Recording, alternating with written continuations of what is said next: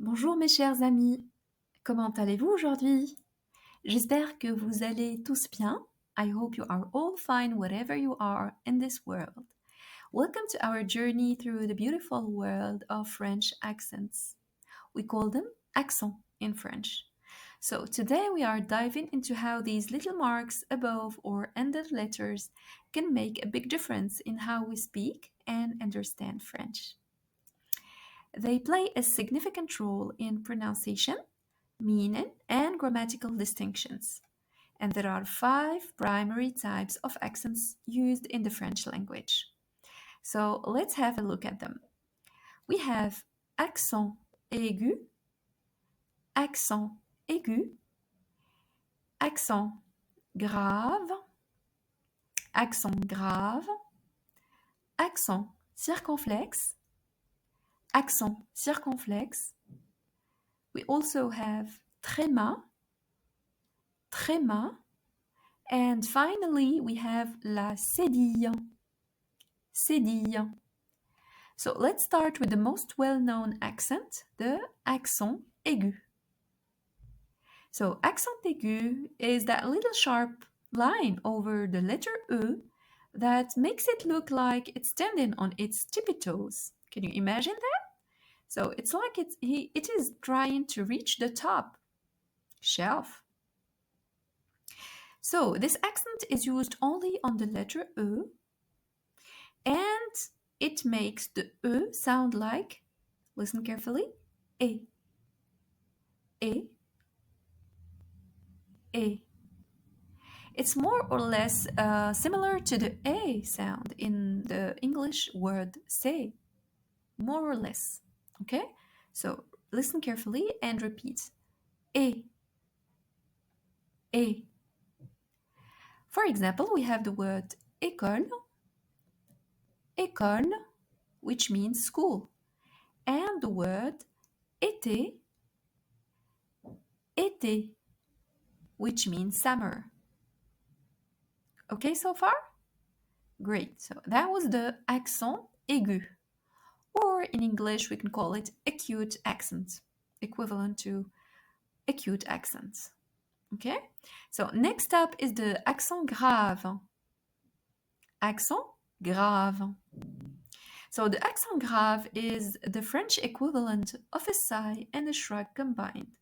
So it's there to make the E sound more relaxed and open, like it just had, for example, a long nap.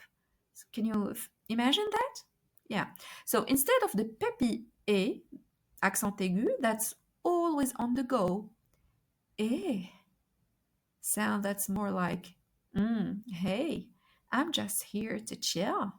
E. It's not E, but it's E. E.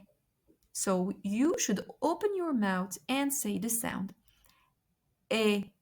It's not E, but E.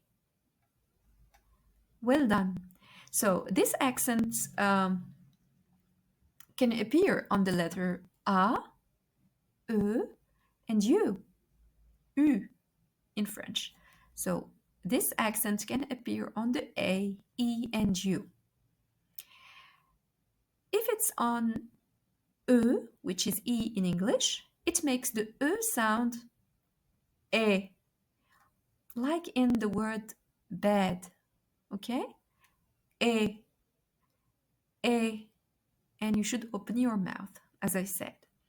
And if it's on A or U, it usually doesn't affect the pronunciation, but can distinguish between homophones. Yeah, so let's see some examples.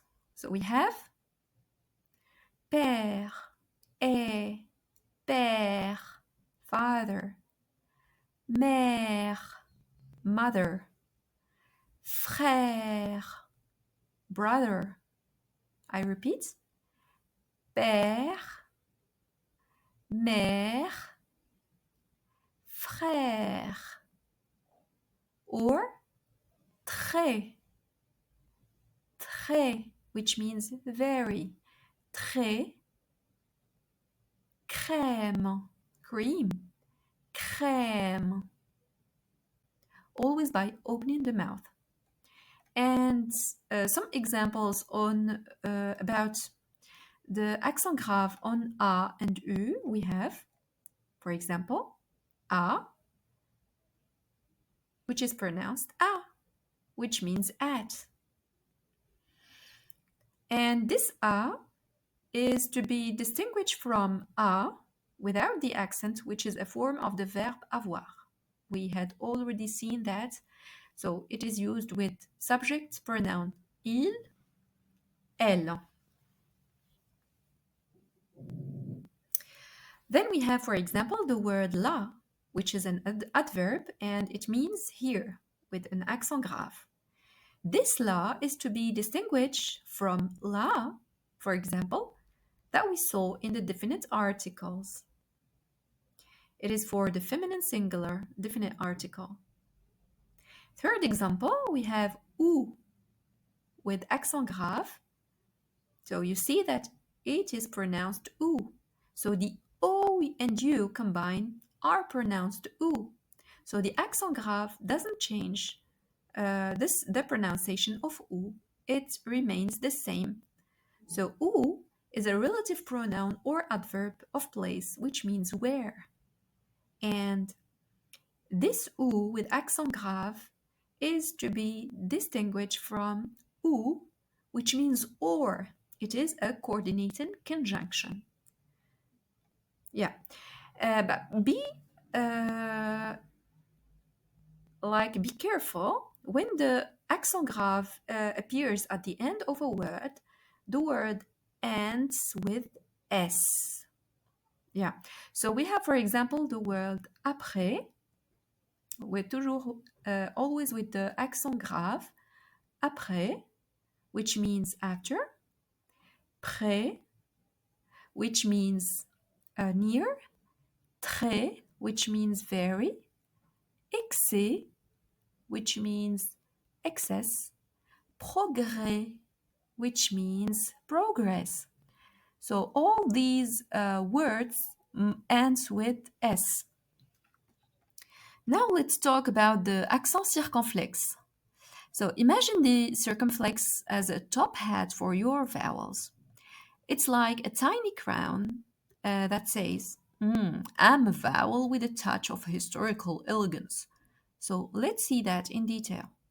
So this accent can appear on A, E, I, O, and U. That's to say all the vowels except the vowel Y en français and or Y. So the accent circonflexe can appear on all vowels except the Y. So it often indicates the disappearance of an E or more often an S. So one on E, for example, it can make the vowel sound like E, similar to the grave accent, the accent grave, but often with a slightly longer sound. E. And on other vowels, meaning on A, I, O, and U, it doesn't significantly alter the pronunciation. For example, we have these examples. Âne, âne, donkey. So A, accent circonflexe, is pronounced like A. Forêt, forêt, which means forest. And forêt, it is pronounced like a accent grave, but a bit longer. Forêt, which means forest. And we have, for example, the word hôtel, hôtel, which means hotel. So accent circonflexe on the O doesn't alter the pronunciation of O.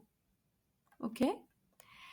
So As I said before, the circumflex accent often indicates the disappearance of an E or more often an S. So, E or S. So let's have a look at some words to highlight this condition. So we have, for example, âge, which means age, âge. It was formerly written âge, for example. Okay, so there was an E before the A, historically speaking. Then we have, for example, the word tête, which means head, tête. It was formerly written test with an S. And we have the same thing for forêt, which means forest, and it was written by an S. Forest. Okay so far? Well done, guys. So let's continue. Moving on to the tréma. It's the fourth type of accent in French. So tréma. Can you repeat after me? Tréma. Tréma. Good job. So imagine the tréma as the ultimate party planner for vowels. Its job is to make sure, and listen carefully, that when two vowels are next to each other, they don't crash into each other and turn it into a jumbled mess. See what I mean? Yeah. So instead, they get their own space to shine thanks to these delightful dots. So let's be more precise. So the accent tréma is used to indicate that two adjacent vowels should be pronounced separately rather than a single sound. So we find the tréma on la lettre E, I, and U. And the tréma is that two dots above these letters. So let's have some examples and see how to pronounce the words. So we have, for example, le mot Noël. Noël. So each vowel is pronounced separately. Maïs, which means corn. Noël means Christmas. Or naïf, which means naive. Naïf. Well done. So the tréma is a conflict manager. It tells the vowels, no blending allowed. Each one gets its own space, please. Okay?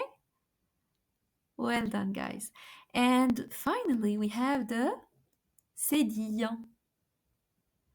So we call it cédille, or with the definite article, la cédille. So the cédille or la cédille is that tiny hook under the C that works magic. So it is used only under the letter C to make it sound like an S instead of the sound K before A, O, and U. So cédille is used before under the C letter, before A, O, and U only. Okay, so it alters the C to be pronounced as S. Because remember, we saw that C next to A is called or pronounced K. We don't pronounce it Sa. So to make it pronounced as Sa, we should add that little tiny hook under the C. For example, in the word garçon. Garçon, which means boy. Or façade. Façade, which means front of a shop, for example. Aperçu. Repeat. Aperçu. Overview. Reçu. Reçu, which means receipt. Or, for example, déçu. déçu, disappointed, déçu. Good job, guys. So, voilà. We have danced together through the dazzling world of French accents. 5 fabulous little marks that make our words sparkle. Until next time, keep those accents sharp and your French fabulous. À la prochaine. Don't forget to subscribe for more videos and like. Et amusez-vous bien. Au revoir.